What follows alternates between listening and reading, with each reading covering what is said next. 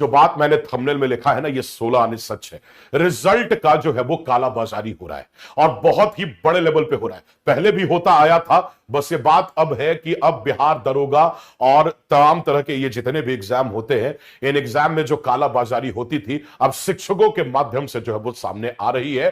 तमाम शिक्षक एक खास मुद्दे के ऊपर जो है आपस में ऐसे उलझे हुए हैं, ऐसी भसड़ मचाए हुए हैं कि सामने से एक अशिक्षित नौजवान खड़ा होकर यही सोच रहा होगा कि वाह, मैं अशिक्षित होके ही बेहतर हूं इन लोगों से।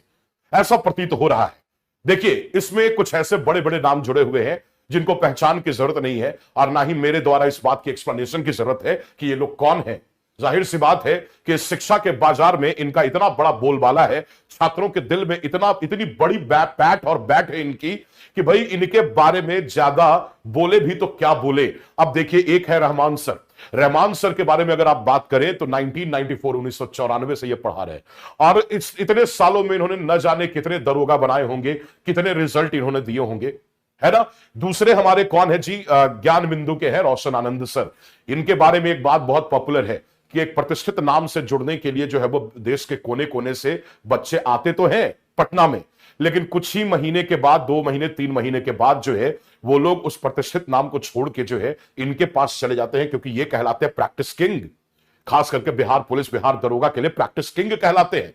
और तीसरा सबसे बड़ा नाम जिनके बारे में आप लोग तो जानते ही होंगे, इनके बारे में क्या ही कहा जाए, खान सर। पूरी देश दुनिया इनके बारे में जान रही है, देश क्या दुनिया जान रही है इनके बारे में।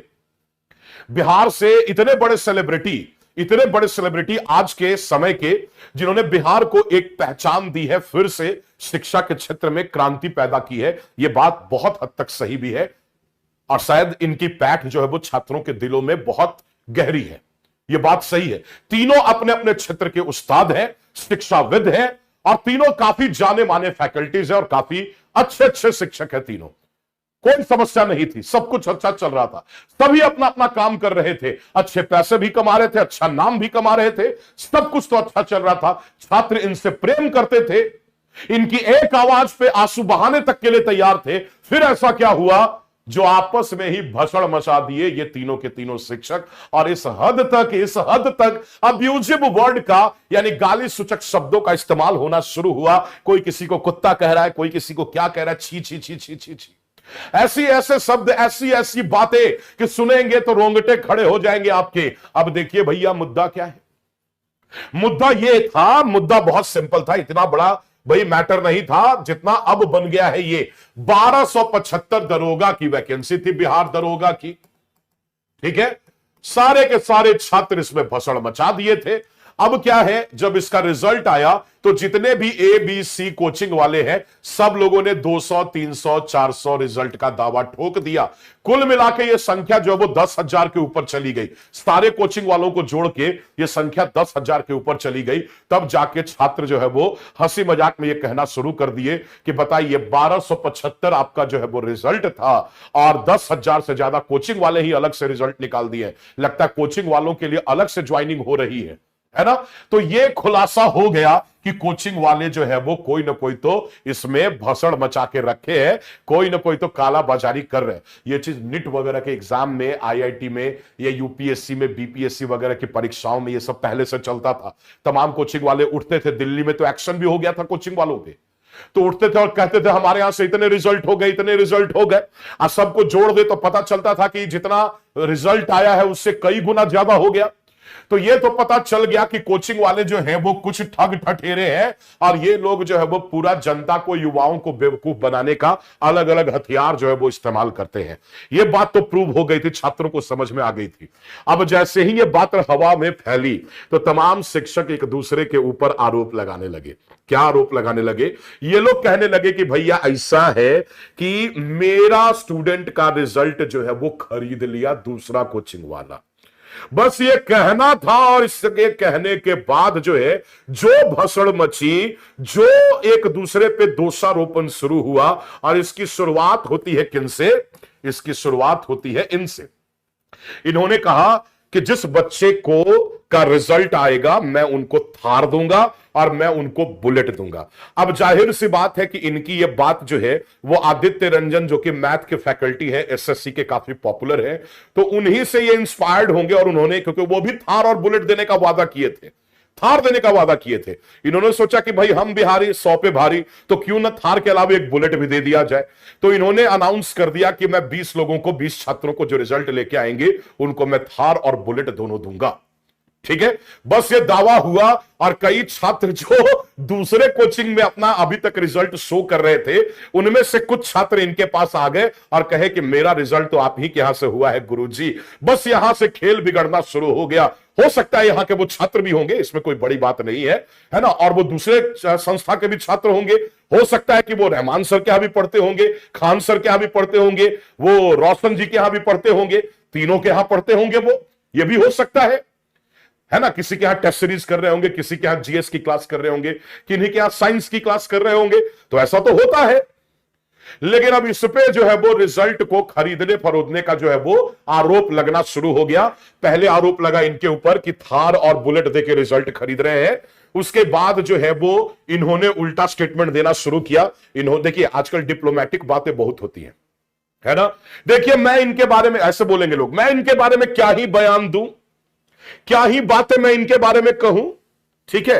लेकिन एक बात याद रखिए, मेरा जिसको मन करेगा थार बुलेट सब देंगे हम अपना घर बेच के दे देंगे। देखिए ये शिक्षक की बोली नहीं है, ये शिक्षक की बोली नहीं। आप देने को दे सकते हैं, आप आजाद हैं, आप जो चाहे वो कर सकते हैं, है ना। ये आपका मौलिक अधिकार है, सॉरी ये आपका अधिकार है, आप ऐसा कर सकते हैं। लेकिन एक शिक्षक और एक छात्र के बीच में गाड़ी और रुपया पैसा का रिश्ता नहीं होता है, प्रेम का रिश्ता होना चाहिए, है ना। और जब प्रेम का रिश्ता होता है तो छात्र का रिजल्ट आया, अगर वो बिहार दरोगा बन गया तो क्या उसको थार और बुलेट की आवश्यकता है, क्या ही उससे आवश्यकता है।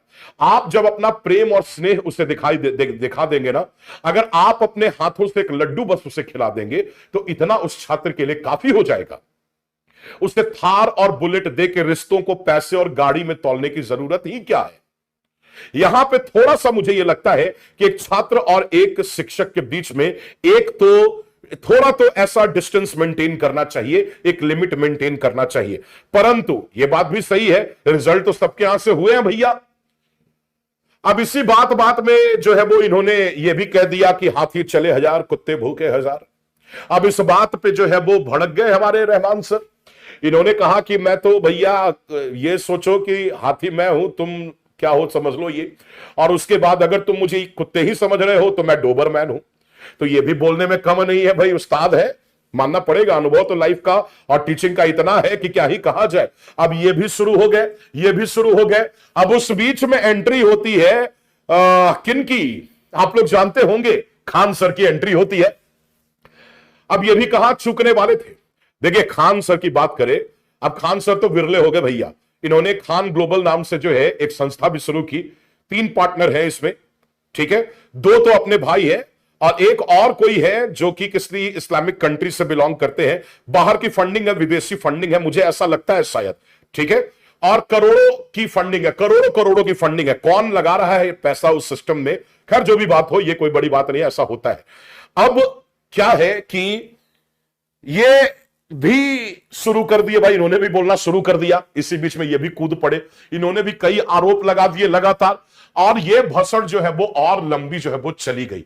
अब देखिए, अब जो छात्र जो है सेल्फ स्टडी करके रिजल्ट निकाला है, वो बेचारा चकित होकर देख रहा है कि ये क्या है। अब देखिए तो दूसरा मुद्दा क्या है, टॉपर से एक आदर्श होता क्या है ना। कोचिंग वाले ऐसा क्यों करते हैं पता है? कोचिंग वाले इसलिए ऐसा करते हैं क्योंकि वो जानते हैं कि एक रिजल्ट शो करोगे ना, उसके गांव, उसके शहर और पूरे राज्य से जो है कई लोग उसकी सफलता देख के हमारे पास जो है वो खींचे चले आएंगे। और इसी आदर्श, टॉपर्स के आदर्श का इस्तेमाल जो है वो तमाम शिक्षकगण या कोचिंग वाले करते हैं, जो भी फाइनेंशियली या मैटेरियलिस्टिकली अपना कोचिंग चला रहे हैं। तो वो लोग, ये एकदम छोटा सा नहीं, बहुत बड़ा खेल है ये। टॉपर्स को आदर्श बना दो, एक की सफलता को सभी की सफलता का पैमाना बना दो। तो पूरा राज्य, पूरा देश जो है वो एक आदमी की सफलता देख के ये तय कर लेगा कि उस एक आदमी की सफलता जो है वो सब की सफलता का आधार है और सब उसकी तरफ कूद पड़ते हैं। ये बात कोचिंग वाले समझते हैं और इसी कारण से टॉपर्स को हमेशा पेश किए जाते हैं। अलग अलग कोचिंग वाले खरीद फरोख्त भी करते हैं, इसमें कुछ नया नहीं है, कुछ नया नहीं है। तीसरा, कोचिंग वालों ने समझ लिया आदर्श। और चौथा, मार्केटिंग। ऐसा क्यों करते हैं? ये मार्केटिंग के लिए करते हैं। सबसे बड़ा हथियार इनका यही है। ये अगर एडवर्टीजमेंट करेंगे, पोस्टर लगाएंगे, बैनर लगाएंगे, तमाम तरह की चीजें लगाएंगे, पैसे भी खर्च होंगे और जो रिक्वायर्ड रिजल्ट है वो भी नहीं मिलेगा। पूरे एक साल का कॉस्ट अगर जोड़ ले तो 10 लाख के ऊपर चला जाएगा एड का। वही 10 लाख रुपए जो है वो 3-4 रिजल्ट लाने वाले टॉपर को दे दीजिए। अब दे दीजिए, वो आपके बारे में बोल दिया आप ही के यहां से पढ़ के रिजल्ट हुआ है और उसके बाद लाइन लग जाएगी आपके यहां। तो यह मार्केटिंग का सबसे बढ़िया तरीका होता है और इसी तरीके का इस्तेमाल है जो है वो तमाम कोचिंग वाले करते हैं। अब आप यह जानिए कि सिलेक्शन का ट्रूथ क्या है भैया। मैं आपको एक छोटी सी बात बताता हूं।